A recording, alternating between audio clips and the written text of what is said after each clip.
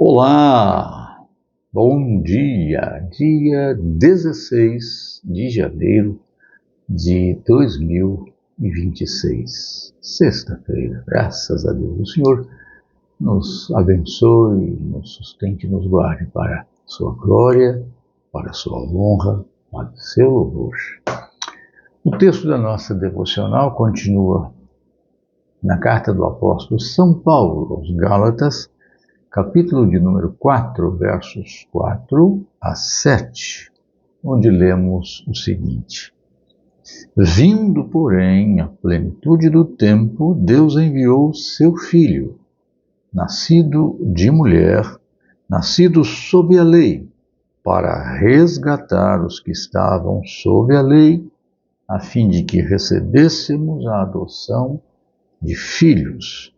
E porque vós sois filhos, enviou Deus ao nosso coração o Espírito de seu Filho que clama, Abba, que significa Pai. De sorte que já não és escravo, porém filho, e sendo filho também herdeiro por Deus. Temos já visto nas devocionais anteriores acerca do Filho enviado por Deus, conforme vimos aqui no verso 4. Pois vindo à plenitude do tempo, Deus enviou seu Filho. E vimos então o seu nascimento, que foi de mulher, nascido sob a lei, para cumprir a lei, a fim de cumprir as exigências de Deus, para apresentar-se como cordeiro imaculado para o sacrifício em favor dos nossos pecados. Vimos depois o propósito, o Filho enviado por Deus com o propósito do próprio Deus. Para quê? Para resgatar os que estavam sob a lei, tirando-os da condenação imposta pelo pecado, pela lei, e para efetivamente a adoção de filhos. Então, ele nos resgata e nos adota, para resgatar da tirania da lei, da ação da lei, da condenação estabelecida pela lei, por causa do não cumprimento, e efetuar a nossa adoção na condição de filhos adotados em Cristo Jesus. Agora vamos hoje falar sobre o Filho enviado por Deus cumpre o que lhe foi designado. É o seu cumprimento de propósito. Então, o Filho enviado por Deus e o cumprimento do propósito do seu envio. E aí o apóstolo Paulo também nos fala de dois aspectos.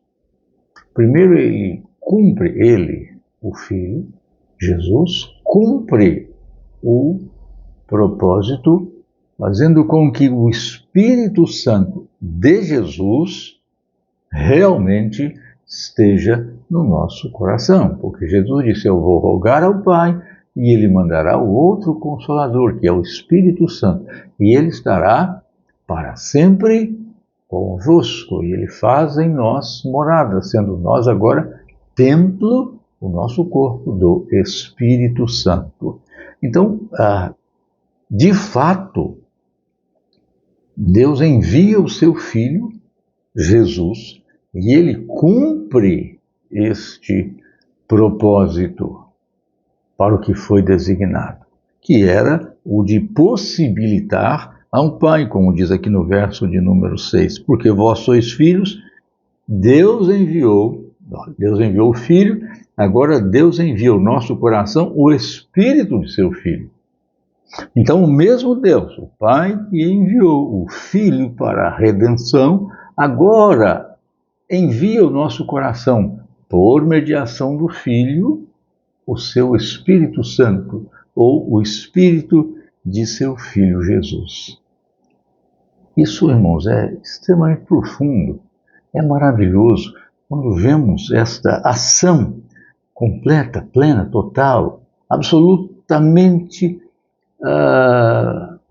determinada, estabelecida e realizada por Deus quanto à nossa experiência redentiva como filhos de Deus. Assim, portanto, ele confirma aquilo para o que foi enviado. Por isso, nós podemos clamar, como vemos aqui, Pai.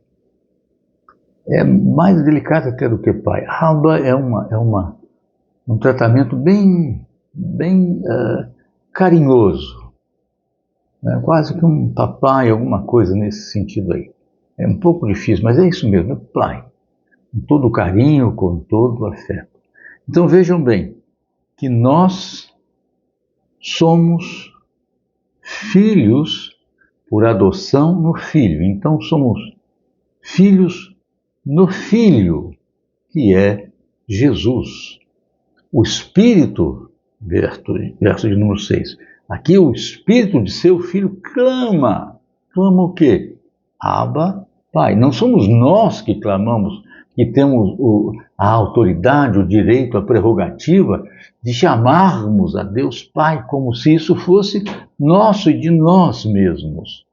Mas o Espírito de Jesus clama em nós e aí nós clamamos nele, Abba, que quer dizer Pai.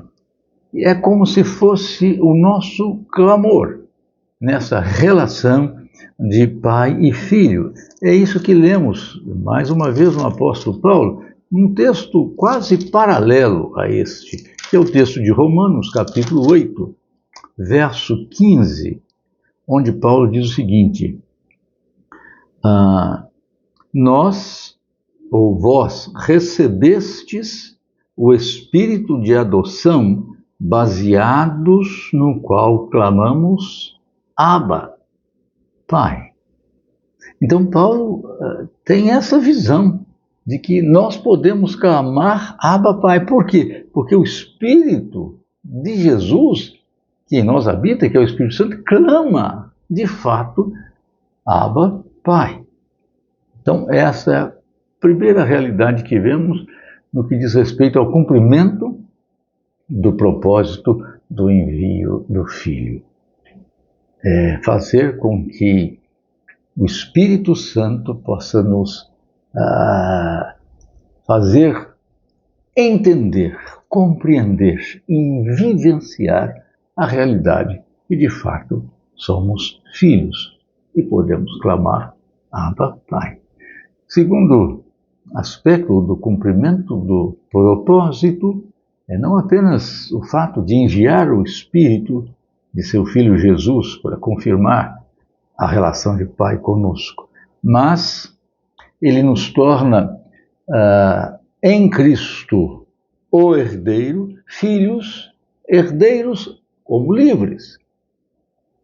Veja que ele diz aqui, de sorte que já não és escravo, mas somos agora o quê? Filhos. E sendo filho, também somos herdeiros de Deus. Se somos filhos, não somos mais escravos, fomos resgatados, ele já havia dito isso aqui. E agora então somos filhos de Deus, não mais escravos. O escravo não sabe o que faz o seu senhor, o escravo não fica para sempre na casa do seu senhor, mas o filho não. É isso que Jesus disse, isso Jesus nos ensinou. E esse é o privilégio nosso. É preciso que entendamos aqui isso. Quem é o herdeiro não sou eu nem você. O herdeiro é Jesus, porque ele é o Filho. E ele é, conforme Hebreus capítulo 1, verso 2, constituído como herdeiro, na condição de filho, de todas as coisas. Hebreus capítulo 1, verso de número 2, deixa isso de modo muito claro. Ele é feito herdeiro, nos falou pelo Filho, verso 2 do capítulo 1, a quem, ao Filho, constituiu herdeiro de todas as coisas. O herdeiro de todas as coisas é o Filho, que é Jesus. E nós nós também somos herdeiros por Deus. Porém, de que maneira? Resgatados, livres, não mais escravos, somos constituídos herdeiros. Somos herdeiros por Deus, ou de Deus, e somos co-herdeiros com Cristo. Então, veja bem, nós somos herdeiros. Eu sou herdeiro. Não, você é herdeiro de Deus, mas só é herdeiro de Deus porque você é co-herdeiro com Cristo. Se você estiver em Cristo, porque o único que herda todas as coisas é o Filho, Jesus, que é gerado. Nós somos co-herdeiros com Cristo. É isso que o apóstolo Paulo nos ensina mais uma vez, lá na carta aos Romanos, capítulo de número 8, agora o verso 17, quando ele, falando dessa questão da filiação e tudo mais, diz o seguinte: ora, se somos filhos, somos também herdeiros, evidentemente. Herdeiros de quem? De Deus. E o quê? Co-herdeiros com Cristo.